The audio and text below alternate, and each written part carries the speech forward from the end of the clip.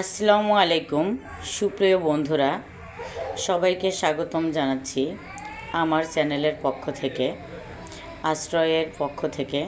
আজ শুক্রবার আমি ছোট্ট একটা খামারে ঘুরতে গিয়েছিলাম।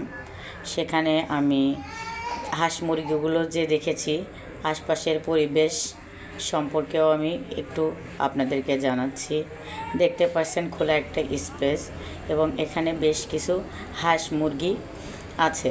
আসলে এখানে দেশি হাঁস মুরগি, কয়েকটা চীনা হাঁসও আছে। ফ্রি যেহেতু স্পেস পেয়ে এখানে স্থানীয় লোক এটাতে চাষ করছে আর কি। সামনে একটা ছোট খাল,